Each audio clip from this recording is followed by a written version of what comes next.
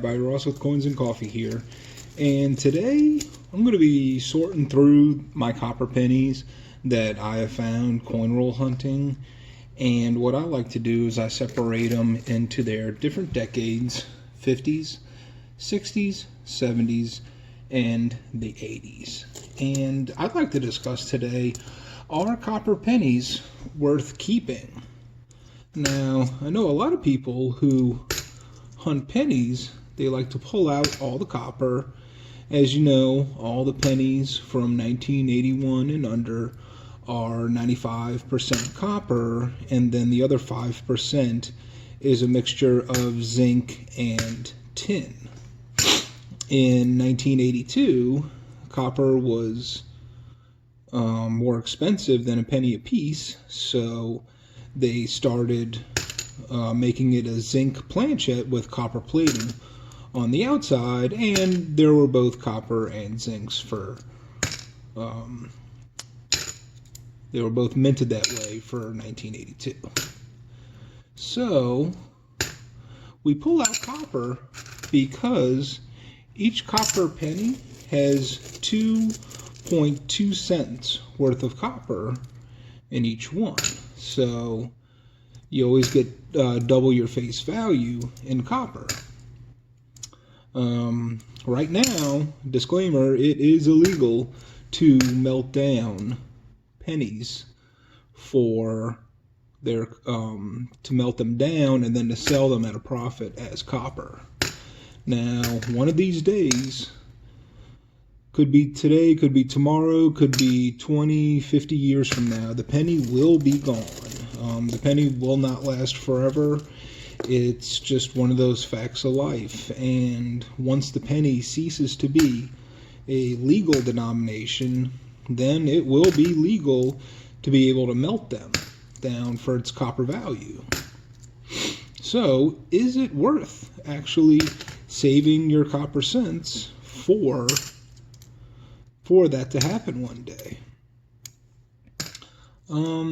Me personally, I'm not sure if it's completely worth it, because although you're doubling your investment, you're also taking the time to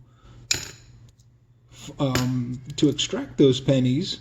You're taking time to sort them however you are, and then you have the cost. Think about the overhead of either having someone melt down your coins for you or investing in a forge, which will cost money, and also the propane to power that forge.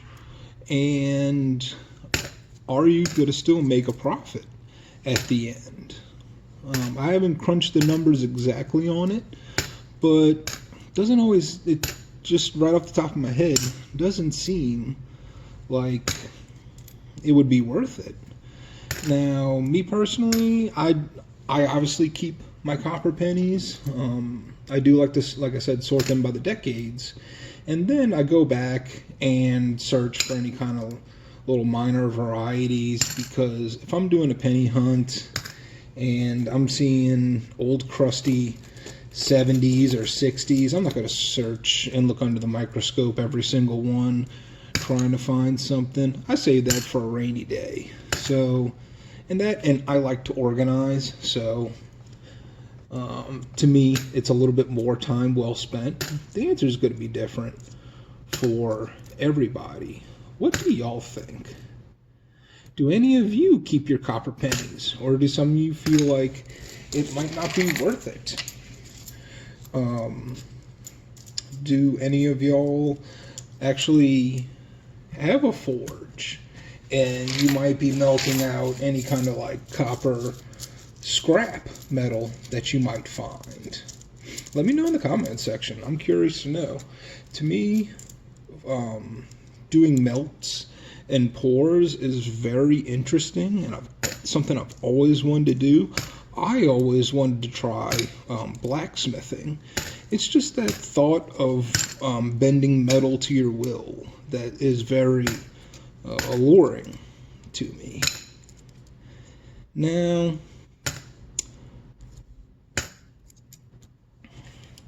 there are different ways that you can liquidate your copper pennies in a legal way.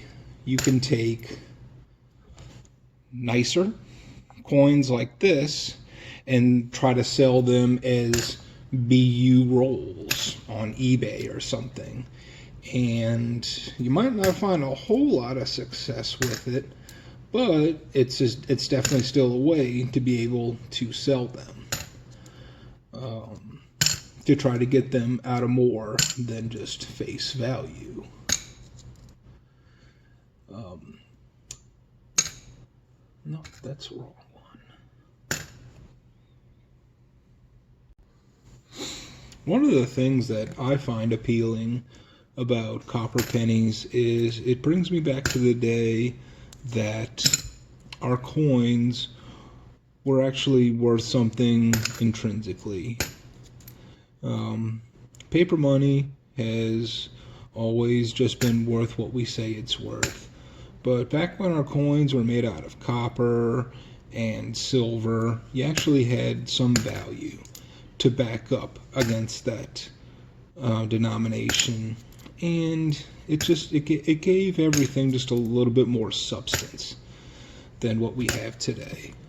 Completely understand the switch to zinc pennies because, I mean, let's face it, we can't print our money or mint our money at a loss. You know, that just doesn't make sense. So it was sad to see the copper penny fall out of profitability. But you can melt pennies. You just into things, you just simply can't melt it for a profit.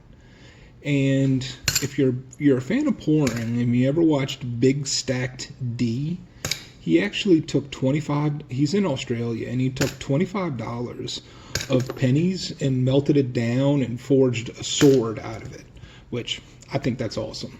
That's really cool. Sharpened it down and everything. I'll throw the link of his into the description. Go check him out. He does some cool stuff with it. Melts all kinds of things.